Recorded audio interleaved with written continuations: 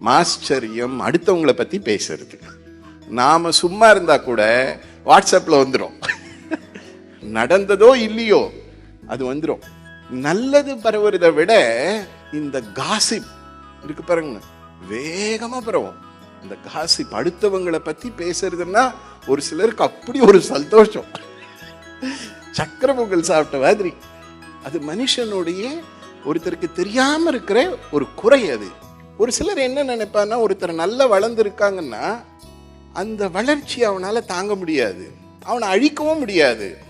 ஆனா என்ன பண்ணலாம், அவனை பத்தி தப்பா பேசலாம், டிஃபேம்னு சொல்லுவாங்க.